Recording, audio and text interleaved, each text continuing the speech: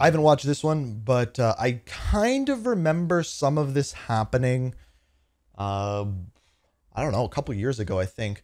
But it revolves around the company BetterHelp, and this is an interesting one because I used BetterHelp, like not been sponsored by them, like set up an appointment, use them, talk to a doctor, and I'm curious what they have to say about it compared to what my experience was. So this is a video by someone, whoops, wrong button, by the name of Upper Echelon. And I haven't seen it yet, so I'm curious. This video is brought to you by Incogni, which is actually kind of fitting given the subject matter. Stick around to hear more about the special offer they're providing to the entire Upper Echelon community. What is BetterHelp? Odds are a lot of people watching this have actively seen advertisements for the service here on YouTube, maybe Facebook, or elsewhere, loosely understanding it to be an online therapy application for matching patients with licensed professionals. Pretty simple. The ads paint a picture of something kind or approachable, and So there's a lot of things like this. Like one you may have heard of is ZocDoc, where it matches you with a doctor, just helps you find it. You can do it from the comfortability of your home. I think this is probably something that blew up during COVID era. the sponsorships they authorize talk about how burnout is a really difficult process and how help is just a few clicks away. But with tens of millions of dollars pouring into the YouTube ecosystem, hundreds and hundreds of videos promoting the service, and a rapidly growing list of creators affiliated with them, I wanted to examine the full scope of this service because it's not quite what people think it is, and prospective customers need to be aware of that. To do this, Interesting. we need to go back in time. 2018 was many things, some good, some bad, but relevant for today's video, 2018 was the time frame when BetterHelp initially found traction on the platform by sponsoring a very large number of YouTube creators. There These you go. creators would very often talk about how valuable the service is. They would draw connections to their own personal lives or express their own struggles, which is fine. People can promote things that they also believe in. Except there was a bit of a discrepancy lot of between people. what was being said about the company and what users were actually experiencing. Anecdotal evidence is overly abundant here, but the gist of it then, and still today now, is that many users were complaining about unnecessary fees, difficulty canceling subscriptions, Yep. or problems with the service that left them I completely canceled it almost unsatisfied. immediately. As an example, But, users I who did use actively it. subscribed to the platform often had enormous difficulty canceling that subscription. They were repeatedly required to confirm I believe I actually canceled my credit card. their intentions and faced with things like this. Typically, when you go to buy something or cancel something, green means yes, do the thing I'm trying to do, and red means no, I changed my mind. Also, buttons to the left typically denote cancellation or go back, and buttons on the right signal confirmation or go forward. BetterHelp, even though this is So in other words, they put "don't quit" as like, this one I don't find that bad. Don't quit green, it's good for them. Quit red, it's bad. a relatively small item in the grand scheme of things for the video, would pretty blatantly try to trick their customers into hitting the green button on the right, which would then actually halt the process of cancellation, because the goal wasn't convenience or satisfaction. The goal was to manipulate their user base into remaining on the platform. Let's be honest though, like every subscription does this. Like yes, some are easy. Like actually, I haven't tried to cancel a Netflix subscription, but I would assume that it would be relatively easy because they're such a big company. But everyone does this. Go to your email right now, find a spam email, do this for like 3 emails, find a spam email and try to unsubscribe from it. You're going to run through these like 13 hoops for half of them. Some of them are easy. Some of them are easy. And generally it's the bigger companies that are easy. But I've had one where I go to unsubscribe to the email. I don't even remember what it was for. And the website it takes me to is in a different language. And I have to translate the website to just be able to unsubscribe from it. Platform with an active subscription, which would then continue to rack up charges even in their absence. Something else we can look at to kind of help showcase this is that even last year, that being 2023, BetterHelp dispersed $93 million in refunds, which constituted 8% of their entire revenue stream. Wow. It's difficult to find direct comparisons for that figure, but it's worth noting that the number of people who actually pursue and complete a refund process, especially a difficult one, is substantially lower than the number of people who are overall dissatisfied with any given service, which begins to put things in perspective. You don't have to look very far to start finding many more clues about what kind of company this actually is, but try this one on for size. After a pretty horrifying tragedy took place at a festival called Astro World in Houston, there's a 1,200-page police report about what happened, which is pretty chilling. Oh, honestly, yes, I but forgot about the this. gist of it is that a hyped-up crowd compressed in on itself at a concert, and People multiple died. died as a result of that. After that tragedy occurred, BetterHelp partnered up with Travis Scott, who Oh many my believe to be God. partially responsible despite managing I know we've talked about this a bunch today, especially with the EA thing that we just talked about, but talk about like tone deaf. Like, to avoid criminal charges, and offered a free month of online therapy to all those affected. Yeah, the subpar remote therapist application, in partnership with a negligent rapper who excited a crowd and caused a tragedy, are showing how much they care together by basically giving you 4 free telehealth sessions on an application that breaches your privacy and tries to keep you trapped in a cycle of payments. That's really fantastic, guys. Good job. On top of this, as if that's not already enough to form a judgmental opinion of them, there was a bit of a problem with their terms of service. According to archives, their TOS previously contained a segment which said, quote, "We do not control the quality of the counselor services, this I and can we talk do about. not determine whether any counselor is qualified to provide any specific service." So they kind of have to put that in there. But I only went to 2 of these things. I wanted to see what this is all about. It was during COVID, and I wanted to talk to someone. The first person I got wasn't very helpful and didn't seem to know what they were talking about. The second person was much better.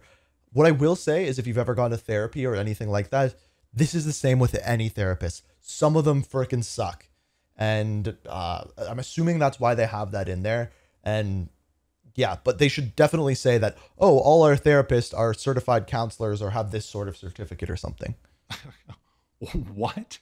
Now, that particular passage has since been removed, obviously, but it further demonstrates that the company has a really unstable foundation with the public when it comes to common perception, and their chosen tactic to remedy this is just lots of money. I already talked about how prolific BetterHelp used to be when it comes to YouTube sponsorships, but what I didn't say is that these YouTubers were getting paid something like $100 to $200 per signup when they advertised. That's really high. Some affiliate websites show a minimum commission of $100 per trial user, making it an extremely lucrative thing to advertise this mental health application. Like, to give you an idea of like other sponsorships I've done, like generally they pay a base fee, but after that it's like $1 to $5 per person for a lot of things. And make it seem like a worthwhile service to use.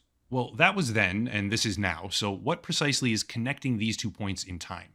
Answer: BetterHelp is connecting these 2 points in time because they are exponentially dialing up their advertising, once again, possibly relying on the fact that internet users have a very short attention span, and probably hoping to capitalize on a younger demographic of adolescent teenagers and early young adults who have been aggressively told that their mental health is the most important thing ever in the history of the universe for the majority of their living lives, making them not only hyper-susceptible to this, but also relatively uninformed if they didn't pay attention 6 years ago when BetterHelp initially encountered controversy on the platform. Yeah, I don't remember what that was. Also pre-COVID, which allows them to capitalize even further on the dramatically increased tolerance people have for telehealth and remote medical solutions, which weren't nearly as popular before then.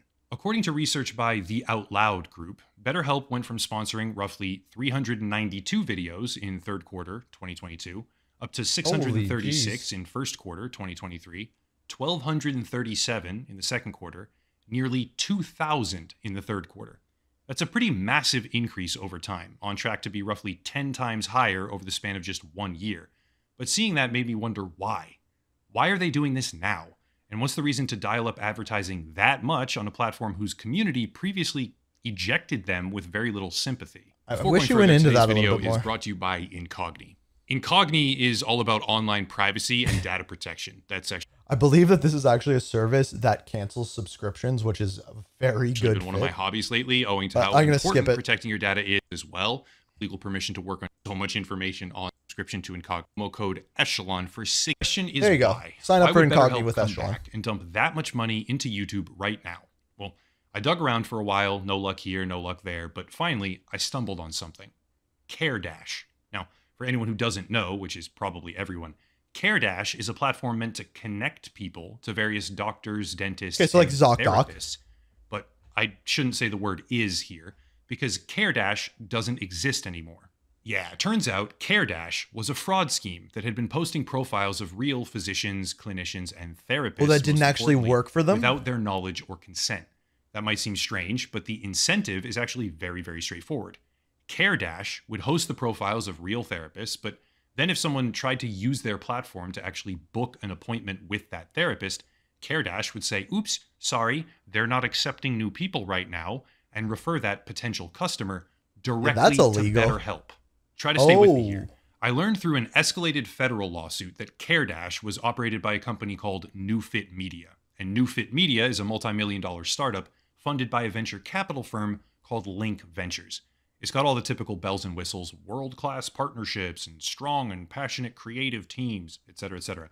But if we compress it down to a basic point of reference here, CareDash was a multi-million-dollar fraud platform driving traffic through unauthorized use of therapist profiles to BetterHelp, which was shut down in the first quarter of 2023.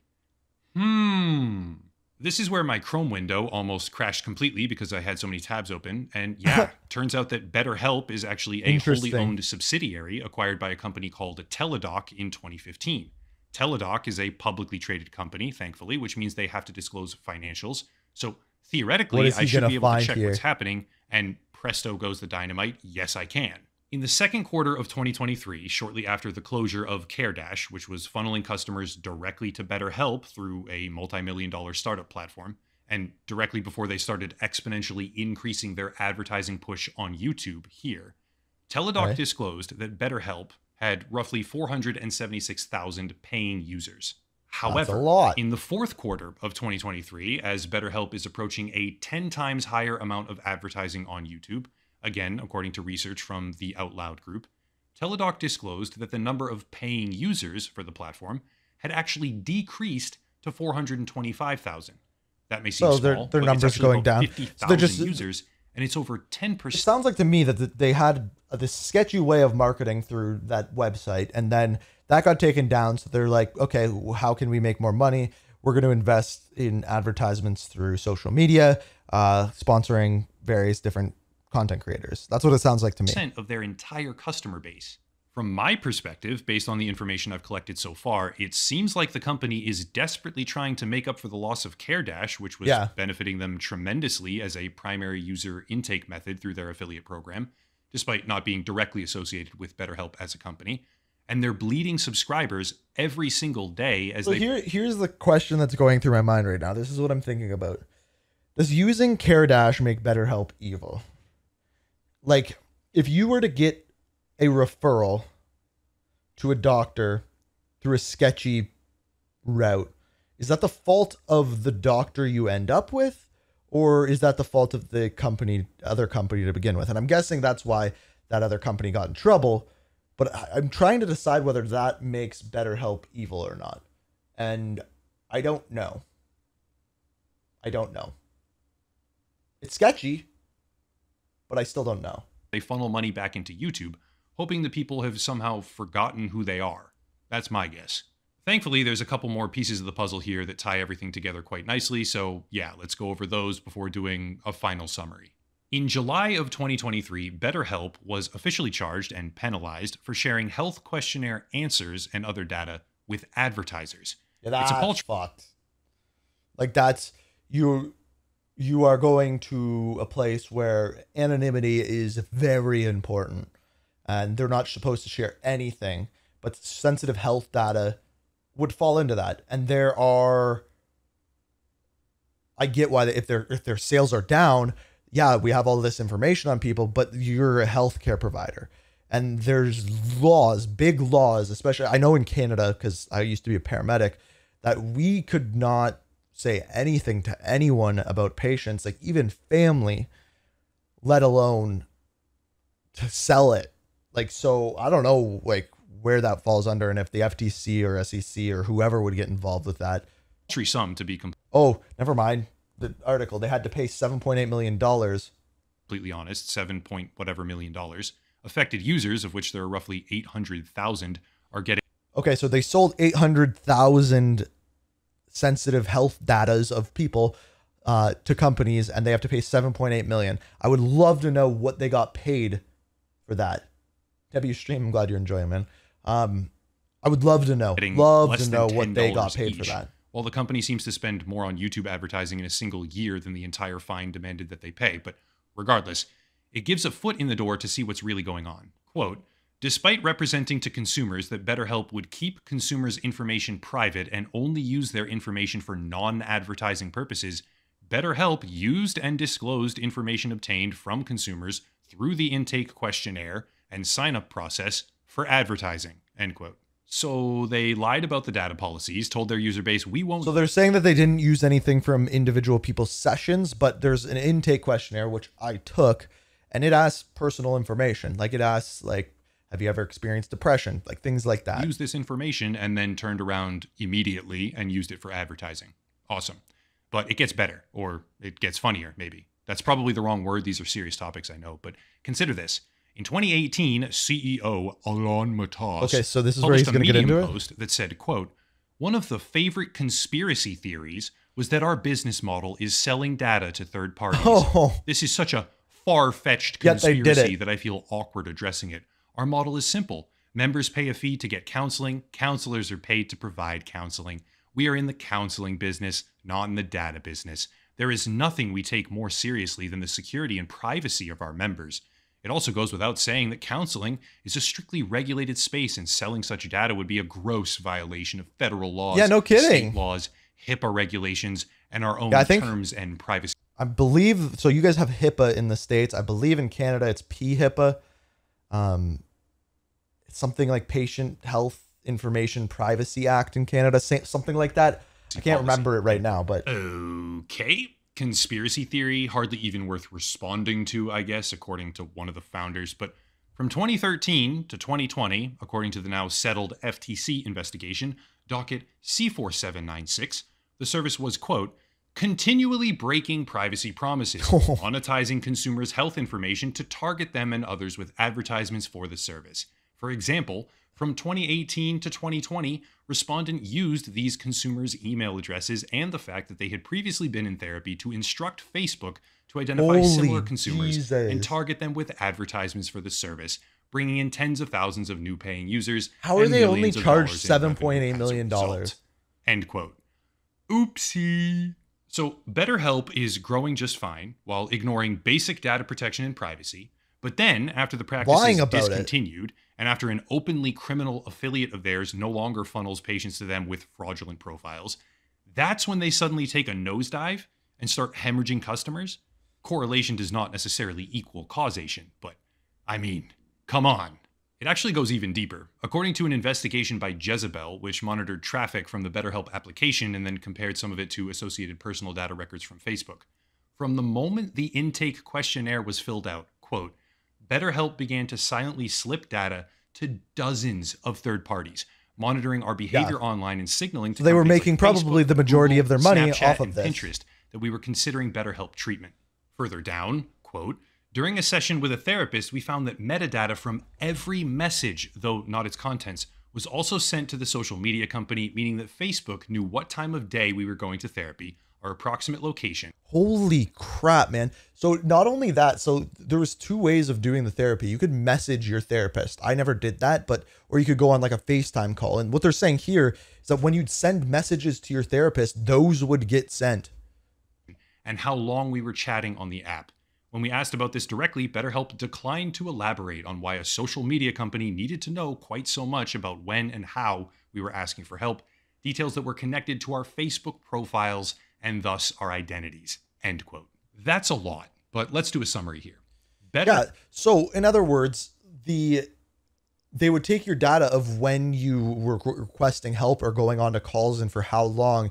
They would sell that to Facebook, and Facebook would be like, oh, Jenny here, she really goes into an emotional crisis every Tuesday at 7 p.m. So we're going to send her ads for ice cream because we think she's upset and will enjoy ice cream at these times. That's messed up. BetterHelp, a prominent and very prolific YouTube sponsor in the 2018 years, was paying enormous affiliate fees and raking in tens of thousands of users until the community caught wind of what they truly were and basically ousted them. In subsequent years, they collected data from their user base, used and distributed that data illegally to advertise with social media companies, got caught for it, and paid a fine, while also benefiting from the illegal traffic of a multi-million-dollar medical startup that was impersonating therapists. The FTC busted them directly for the data. CareDash got taken down by the FTC as well after a complaint by the NASW. And right after... Shockingly, that CareDash thing, in my opinion, is the least bit of problem I have with this is paying the affiliate fees really, really high. That I don't care about.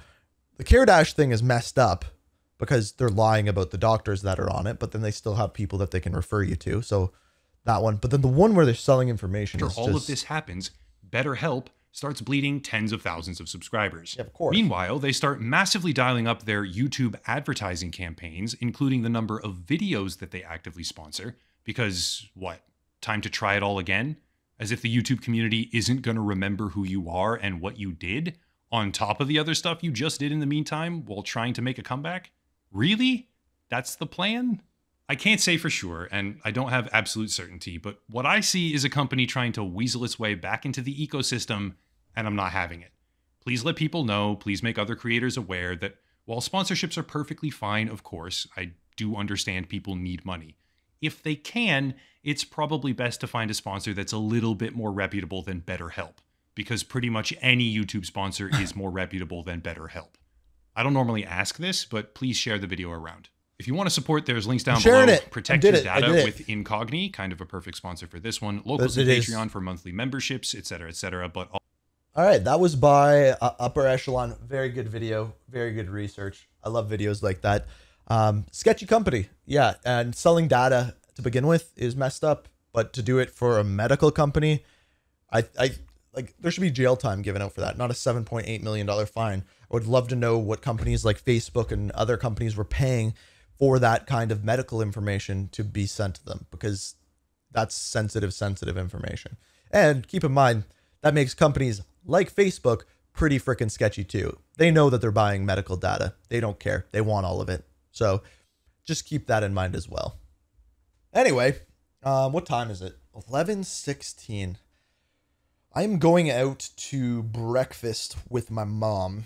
Yesterday was Mother's Day, but I'm going out to breakfast with my mom today. So I'm probably going to end the stream a little bit early. I got to go hop in the shower, get dressed. I'm wearing pajamas currently. So I'm going to go see her, bring her some flowers, eat some breakfast, and should have a video out coming later this afternoon on both channels, the second channel, Stream Highlight channel, as well as the main channel. Not sure what it's going to be yet, but I'll figure that out this afternoon and get that video out to you guys. But I hope you guys enjoyed the stream. I appreciate all of you hanging out for the day and the morning. And next stream will be tomorrow at 9 a.m. Not sure what we're going to do. Maybe Fallout, maybe Call of Duty.